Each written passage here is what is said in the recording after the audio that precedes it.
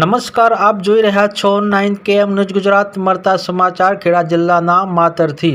માતર માર્કેટયાર્ડમાંથી ખેડૂતે ડીએપી ખાતર ખરીદ્યું અને ખેતરમાં ખાતર નાખતા ખેડૂતે ખાતરમાં નજર પડી તો ખાતર સાથે પથ્થર જેવા ગોગડા નીકળ્યા. જો તમે ડીએપી ખાતર વાપરતા હોય તો ખેતરમાં નાખતા પહેલાં ચેક કરી લેજો. ખેડા જિલ્લાના માતર તાલુકાના માર્કેટયાર્ડમાં કિસાન સુવિધા કેન્દ્રમાંથી ડીએપી ખાતરની અંદરથી પથ્થર નીકળ્યાના આક્ષેપ. અજીતભાઈ મંગળભાઈ પરમાર નામના ખેડૂતે ડીએપી ખાતરની ખરીદી કિસાન સુવિધા કેન્દ્રમાંથી કરી હતી. જ્યારે ખેડૂત પોતાના ખેતરમાં આ ખાતર નાખતા પહેલાં ચેક કર્યું તો અંદરથી ખાતર સાથે પથ્થર નીકળ્યાના આક્ષેપ.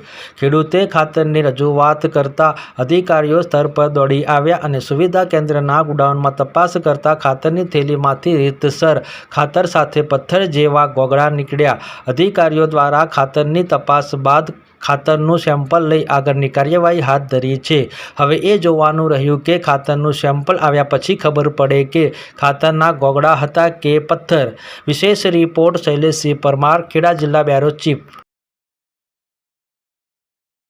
ભાઈ મંગળભાઈ પરમાર, અડિયારા.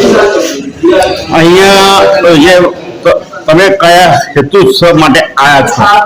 મેં ટામેટી કરેલી છે અને ટામેટીની અંદર ડીએપી ખાતરની જરૂરત હોવાથી અહીંયા માતર એપીએમસી માર્કેટમાં સરદાર એગ્રો છે એની અંદર ખાતર લેવા આવેલ. ખાતર મેં લીધું 1350 રૂપિયાના ભાવનું. એક બેગ ઘરે જઈને ખોલી એમાંથી લગભગ 1 કિલો જેટલા આ મેન્ટલ નીકળેલા. અચ્છા, તમે જયારે બેગ લીધી ત્યારે તમને બિલ આપવામાં આવેલું ખરું? બિલકુલ નહીં, બિલ નહીં આપ્યું. અચ્છા, બિલ વગર તમે માલ લેવામાં આવે છે. આ ખાતરની સાથે કોઈ અન્યત્ર ખાતર આપવામાં આવેલું છે ખરું? ના, નથી આપ્યું. મારું નામ તુષાર પટેલ છે. હું જીએટએલ કિસાન સુવિધા કેન્દ્ર માતરમાં ફરજ બજાવું છું. તુષારભાઈ, જે પ્રકારે ખેડૂત અહીંયાથી ડીએપી ખાતર લઈ ગયા હતા, ખાતરમાં ગાંગડા નીકળવાની ફરિયાદ આવી છે, તમારા દ્વારા શું હકીકત? જે ખેડૂતને શંકા છે કે જે ગાંગડા છે, મારા અભિપ્રાય પ્રમાણે જે બીજા પણ ખેડૂતોએ ખરીદી કરે છે, અત્યાર સુધી એક પણ એવો કેસ આવેલો નથી મારી જોડે. આ પહેલો કેસ આવેલો છે કે જે ગાંગડા છે, બરાબર, ખેડૂતને એવું કહેવું છે ગાંગડા છે. આપણે ક્વોલિટી કંટ્રોલવાળાને અહીંયા બોલાયેલા, સેમ્પલ પણ એમની હાજરીમાં લીધેલા છે.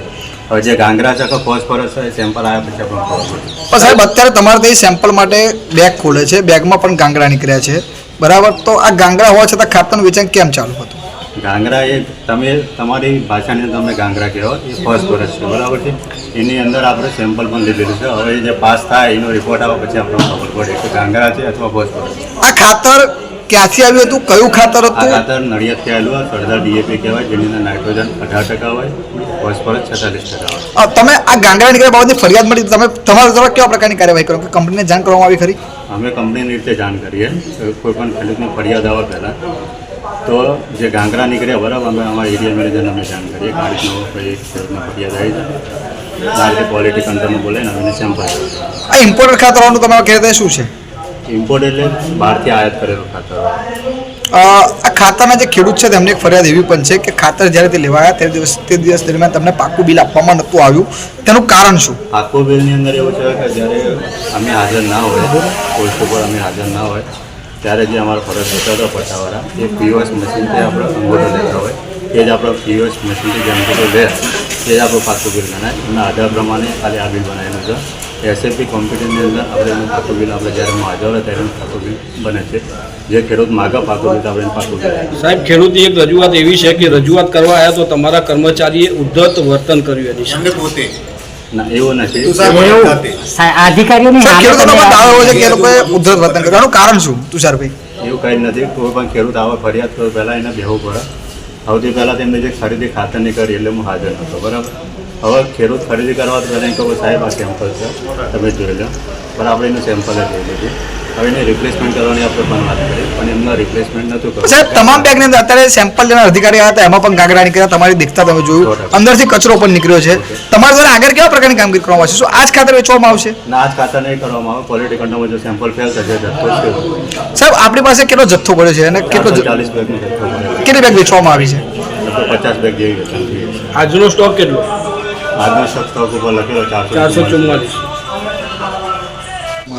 જેપી દેસાઈ, ખેતી અધિકારી માતર. સાહેબ, માતર કૃષિ કેન્દ્રમાં શા માટે સેમ્પલ લેવા પડ્યા અને કેવા પ્રકારના સેમ્પલ લેવા? આજ રોજ 12:30 વાગે મારા ઉપર એક અજાણ્યા યુવકનો ફોન આવ્યો.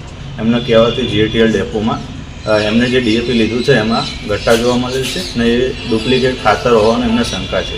ત્યારબાદ મેં સ્થળની મુલાકાત લીધી અને એમના કહેવા પ્રમાણે એમને જે ડીએપી કીધું એ પ્રમાણે ડુપ્લિકેટ છે કે નહીં એ અર્થે અમે નમૂનો લીધેલ છે ને અમારી લેબમાં ટેસ્ટિંગ માટે મોકલી આપેલ.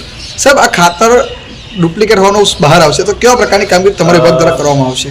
જ્યારે રિઝલ્ટ આવશે તો આ પાસ થાય છે કે ફેલ થાય છે. આ ખાતર ડુપ્લિકેટ હશે તો જે એમાં કંપની હોય કે ડેપો હોય એના જે સંચાલક હશે એના સામે આપણે